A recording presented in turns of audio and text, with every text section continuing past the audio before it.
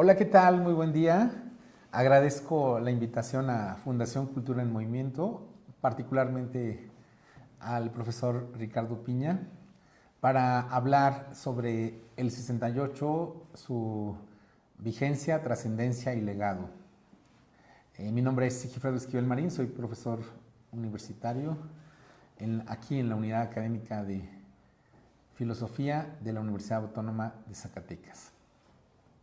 Bien, lo primero que habría que señalar, Ricardo, es que el 68 es un año paradigmático, son esos, los historiadores hablan de continuidades en la historia y también de rupturas. El 68 es una ruptura, marca un quiebre, es un punto de inflexión donde emerge un trastorno global de insurrección. ¿Sí? O sea, el 68 marca un devenir revolucionario, esta pulsión de insurrección, de revolución, late como buena nueva por todo el orbe. Esto es impresionante. O sea, no solo es México, Estados Unidos, Europa, ¿sí? Diversos lugares del mundo se ven, entran en esta conmoción, ¿no? Sería muy interesante analizar por qué hay años que están en Que este marcan. estado, sí, que marcan exactamente, que marcan la historia, o sea, incluso uno lo puede ver en su propia vida, en nuestra limitada vida cotidiana de cada uno de nosotros, o sea, como de repente hay una continuidad en tu vida y ¡fum! Algo sucede y todo se modifica, ¿no? Sí, o sea, entonces, el 68 es un año paradigmático de cambios, de transformaciones, claro.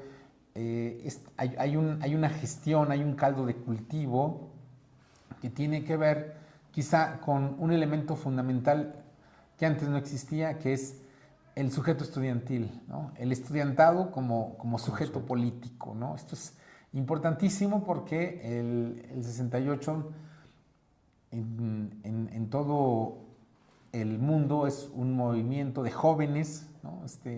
Principalmente de jóvenes. Principalmente de jóvenes, pues claro, participan eh, Padres de eh, familia. padres de familia, profesores, o sea, pero el sujeto político del 68 es el estudiantado, ¿no? Esto es importantísimo entenderlo porque implica la emergencia de la juventud como sujeto político que siempre ha sido objeto de biopolíticas de control por parte del Estado en turno. Entonces, habría que entender pues lo que sucede en México y como parte, una parte de este rompecabezas del orbe, donde hay esta exigencia de libertad, esta exigencia de emancipación frente a una sociedad, frente a modelos profundamente autoritarios, conservadores del orden establecido. Entonces, eh, ya en una anterior conversación habíamos comentado este punto, que en términos muy específicos en México, el 68 se inscribe en esa cadena paradigmática de años fundacionales que instauran y rompen los regímenes políticos existentes. Entonces, podemos señalar que el siglo XX en México, podríamos remontarnos antes, ¿no? Pero para no ir más lejos en este caso, en la historia reciente, en la historia moderna de este país, que tiene que ver, hay fechas como de aniversario, pero las fechas están de aniversario están para la foto, pero siempre hay una antesala, un caldo de cultivo anterior. Entonces, el siglo XIX es un siglo fundamental en México donde se van germinando, se va cocinando este caldo de cultivo de ideas emancipatorias y al mismo tiempo también de transformación, de apertura, que por X, Y y Z razón fueron aplazadas, canceladas, ¿no? Entonces, la Revolución Mexicana fue un movimiento fundamental en la historia de este país y, bueno, en la historia del mundo contemporáneo también, ¿no? Grandes pensadores, historiadores, habían hablado ya de la Revolución Mexicana, ¿no? Trotsky mismo, por poner solamente un ejemplo, claro. ¿No? Entonces, la Revolución Mexicana es un momento paradigmático en esta historia de transformación de las estructuras socioeconómicas, políticas, intelectuales de este país.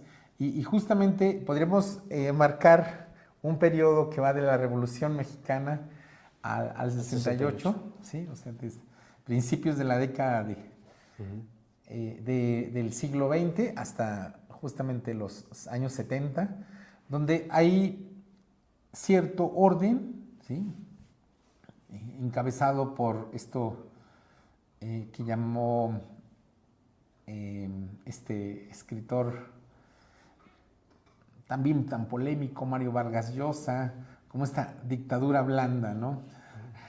De un partido en el gobierno que podemos ver ahora cómo es que el ADN priista es un ADN que atraviesa la política de diversos partidos en este país y es una suerte de ADN político difícil de transformar, de erradicar, porque la política es tanto formas como hábitos de pensar, de actuar, ¿no? Busca el control, ¿no? Exactamente, exactamente. Entonces, el 68 es un momento de ruptura de este orden, de este control sociopolítico, económico, donde, como esas espadas de los samuráis que hacen un corte perfecto, no hay sangre, evidentemente hubo derramamiento de sangre y muertos, pero yo creo que las transformaciones más profundas del 68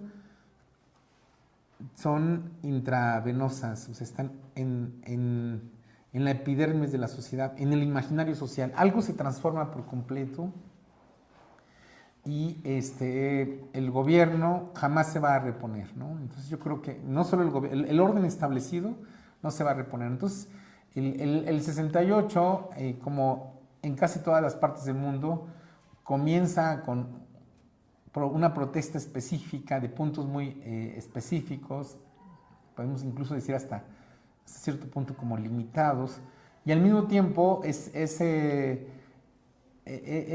queja, como una suerte de bola de nieve, crece por el autoritarismo, la cerrazón y la clausura de la clase política, que desgraciadamente este axioma aún está presente de los otros, los disidentes, ni los veo ni los escucho, o no existen, ¿no? Entonces esta negación del estudiantado como un sujeto político hizo que algo que podría resolverse de manera puntual creciera, y además nos revela el síntoma de la crisis de las estructuras sociopolíticas en México. Entonces, el movimiento estudiantil del 68, un gran pensador como José Revueltas, y también lo comentará de manera muy similar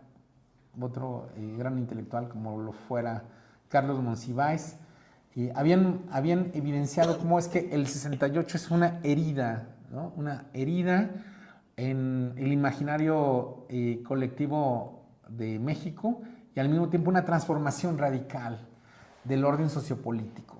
Entonces, habría que pensar al 68, primero desde esta perspectiva macro, donde lo que pasa en México se articula con lo que está pasando en el mundo, como una suerte de tsunami político global, y de manera específica en México tiene que ver con la lenta pero irreversible transformación de las estructuras sociopolíticas. Entonces, podríamos decir que también lo habíamos apuntado esto, que el difícil parto de la democracia que tenemos de manera incipiente y apenas está ligado a el movimiento del 68, y el 68 también está ligado a la emergencia contracultural.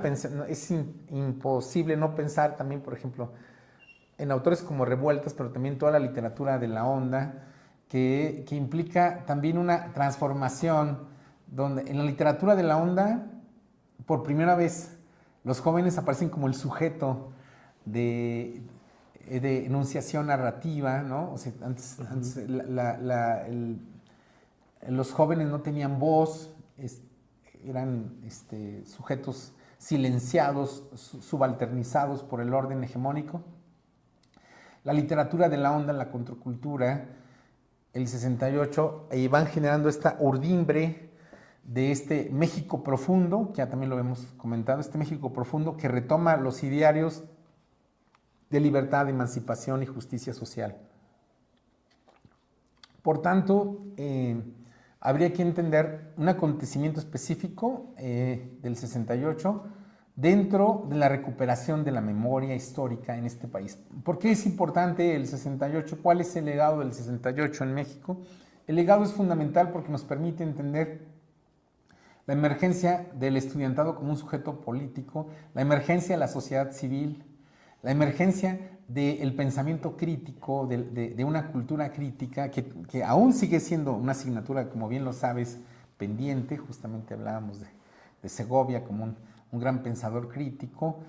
Entonces, en este país, donde las instituciones políticas tienen hábitos aún profundamente autoritarios, o sea, porque así hemos sido educados, o sea, claro, de una perspectiva patriarcal, asistencialista, autoritaria. ¿Sí? De dominio al otro, ¿no? Exactamente, de dominio, de control, de silenciamiento, de calladito, te ves más bonito, etcétera.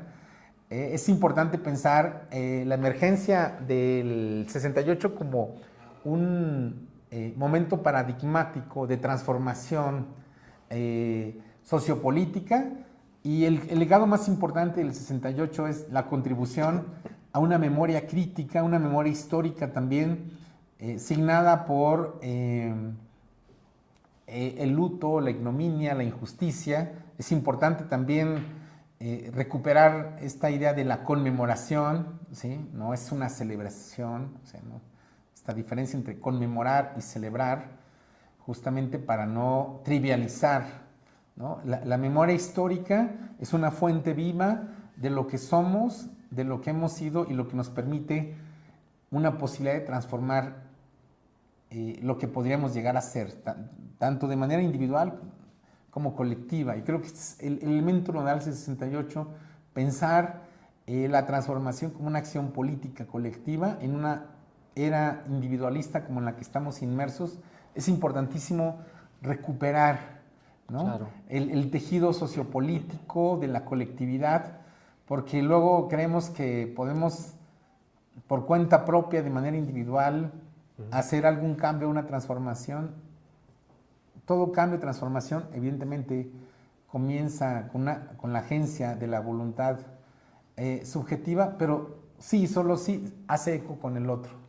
Sin la alteridad, sin la colectividad, es imposible cualquier cambio. Entonces, para las nuevas generaciones que no saben lo que significa el 68, podríamos decir que muchas de las libertades, de las posibilidades que tienen de participación, incluso de los derechos, claro, incluso algo tan elemental como la música, ¿no? O sea, en un contexto donde había una televisora que tenía la hegemonía del campo cultural, ¿no? O sea, Televisa tuvo un papel fundamental en la conformación de las industrias culturales y del imaginario sociopolítico y cultural y artístico en este país, y la transformación de, aunque sea en términos marginales, de la contracultura, toda esta, la cultura hippie, toda esta la cultura underground, viene a transformar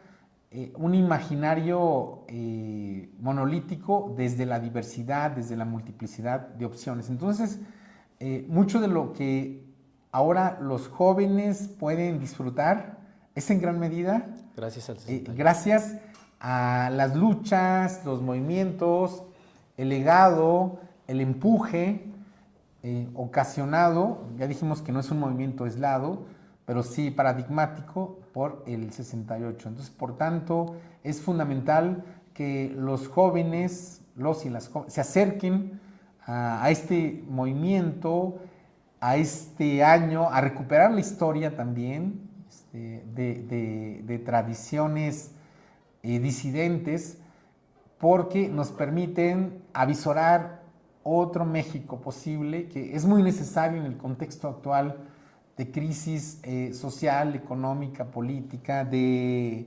desestructuración del tejido social, ¿no? Esta herida letal que tuvo muchas consecuencias y que dejó muchas víctimas, que dejó mucho dolor, Sigifredo, pero que también surgió la esperanza, ¿no? Por ejemplo, tú hablabas de José Revueltas, hablabas del maestro Carlos Monsiváis. José Revueltas fue perseguido por el 68.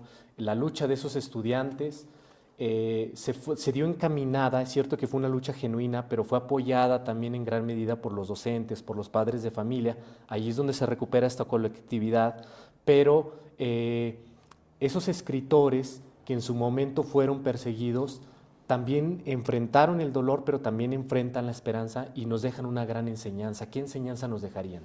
Sí, esta dimensión de la esperanza, de la utopía, me parece fundamental, porque el 68 no se puede concebir en todo el mundo sin este eslogan que estuvo en muchos lugares de la imaginación al poder. Esta idea de que otro mundo es posible, ¿sí? Como dicen los zapatistas, otro mundo donde quepan muchos mundos es posible. Y yo creo que esta posibilidad utópica del ensueño, de la transformación del orden existente en un mundo como en el que estamos, donde nos ponemos una camisa de fuerza, del conformismo y buscamos casi nos remitimos a una lógica de la sobrevivencia, de la subsistencia, donde sálvese quien pueda. Es importante pues recuperar esta esperanza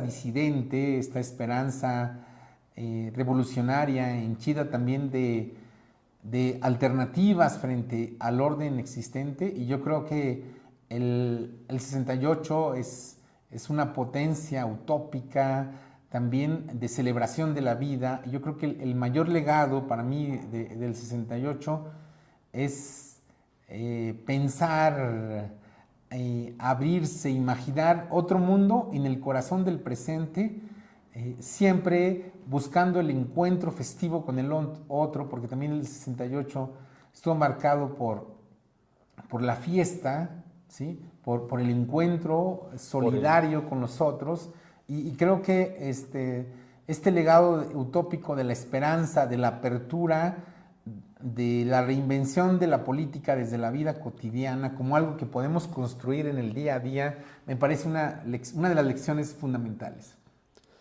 Sigifredo, dice Octavio Paz que una de las cosas que más le llama la atención del 68 es que los jóvenes salían a la calle tomados de la mano. Y dice que esa es una de las cosas, un Octavio Paz que estaba en la India como embajador y que al enterarse de la masacre de los estudiantes renuncia, y que Julio Scherer dice, en la biografía que hace Julio Scherer sobre Octavio Paz, la última parte, Julio Scherer dice que Octavio Paz no renuncia, dice dimita, dice, hace dimitir, pues, que es distinto al renunciar, ¿no? Pero en eso Octavio Paz nos está dejando una gran enseñanza. ¿Y qué significa eso que dice Octavio Paz? ¿Qué le llama la atención? Que los estudiantes salgan por primera vez a la calle. Bueno, ya habían existido algunas manifestaciones pacíficas, pero a Octavio Paz lo que más le llama la atención de los estudiantes es que van agarrados de la mano. ¿Qué significa? Sí, yo creo que es justamente lo que estábamos señalando. Primero, la emergencia del estudiantado, de los jóvenes como sujeto político, hasta ese momento un sujeto político silenciado, subalternizado, prácticamente inexistente. Y el otro elemento también que señalábamos de la colectividad, ¿no? Hoy en día hay voces disidentes que piensan, que claman y reclaman un proceso, una práctica revolucionaria, reivindican la utopía, pero generalmente se circunscriben a acciones individuales o de pequeños grupos, ¿sí? Creo que esto que nos está señalando Octavio Paz, que también estaba pensando en un poema célebre de Mario Benedetti, esto de mano a mano, de ir codo a codo con el otro, con la otra persona, hacer juntos. Y juntos somos más sí, que dos. exactamente, este trabajo en colectividad me parece a mí fundamental porque creo que la trampa, una de las mayores trampas del sistema mundo capitalista contemporáneo es arrojarnos a una lucha del individuo contra el sistema, y esto sería imposible. Yo creo que esta idea de lo colectivo es algo que nos exige replantear incluso la propia cultura de, tengo dos dispositivos en la mano, de las redes sociales, que tiende hacia una lógica de la individualización, una lógica individualista. Donde ya no hay memoria histórica, por ejemplo. No hay memoria histórica, y también lo que señalabas en esta cita de Octavio Paz, en la colectividad.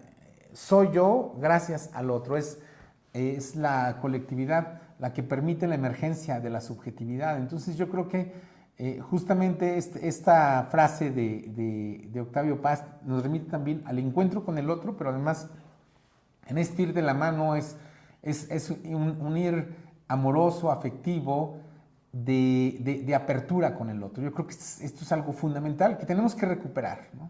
Claro.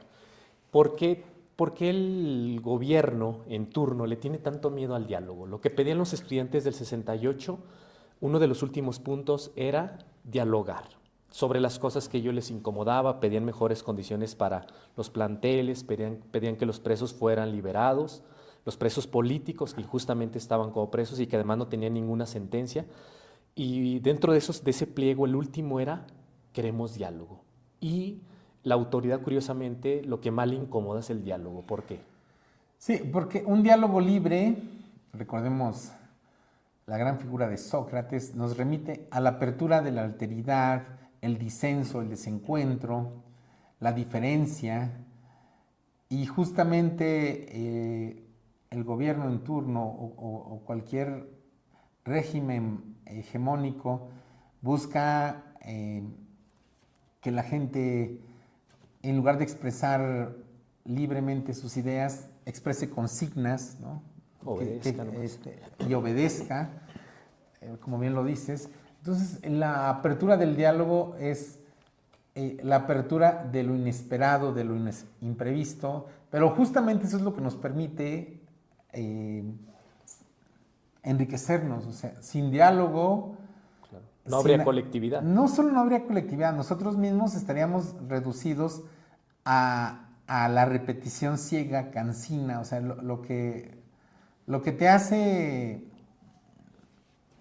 por ejemplo, nosotros que trabajamos como profesores, lo que nos da riqueza no es solo la transmisión de ideas, si hubiera tal cosa en nuestras aulas, sino la posibilidad de interacción con el otro, el cuestionamiento del otro que te enriquece, que además te vivifica, te hace sentir vivo, porque tienes que responder a algo que no tenías previsto, ¿no? Que rompe con el script, con el argumento preestablecido. Entonces yo creo que el diálogo es un elemento fundamental porque justamente el diálogo nos configura como comunidad. Recuperas un elemento bien importante del 68, el espíritu crítico que surge en el 68 y que anteriormente podemos decir que sí existía, pero no estaba tan presente. En Zacatecas, ¿cómo se vivió el 68 y sigue algo presente en lo local? Sí. En paz descanse, mi querido amigo Ricardo Reyes Mata alguna vez señalaba que el 68 se vivió en México de manera un tanto tangencial, pero sí implicó un cambio, una transformación de las ideas, de los gustos, de la música, incluso de la convivencia. Y como bien lo señalabas, el 68 cimbró todo este país, cimbró las estructuras autoritarias y empezó a germinar esa semilla inquebrantable, indestructible, que es la semilla de la esperanza, de la libertad, que acarrea el pensamiento crítico. Yo creo que el pensamiento crítico es uno de los más grandes legados, no como un discurso así hiper elaborado, sino el pensamiento crítico como esa capacidad de confrontación, de réplica del orden establecido, sea cual sea en turno. Y este elemento del pensamiento crítico, como bien lo señalas, apunta uno de los tesoros más valiosos, invaluables, que hoy, en este momento de conformismo, de emergencia de la derecha global, porque hay una emergencia de la derecha global en todo el orbe, de reposicionamiento de las nuevas derechas, el cultivo del pensamiento crítico me parece a mí un baluarte esencial para seguir conservando o para recuperar lo poco que nos queda de humanidad.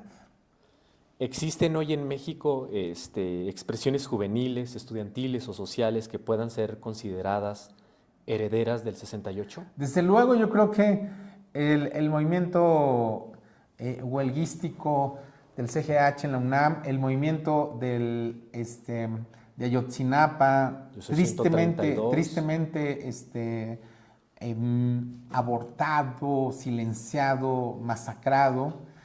Por supuesto, el movimiento que acabas de referir frente a Peña Nieto, que surgió justamente de un espacio donde menos lo esperabas, que era una universidad privada de derecha. Cómo es que los estudiantes reaccionan, ¿no?, frente a ese orden cerrado y justamente cuestionan las estructuras de poder. Yo creo que el 68 está presente en la memoria estudiantil y juvenil del México contemporáneo y hace sinergia con el zapatismo, el neozapatismo, con los movimientos feministas, con los movimientos de lucha de diversos grupos, ¿no? O sea, habría que más bien pensar una crítica frente al orden establecido, que al mismo tiempo es una crítica, como se decía puntualmente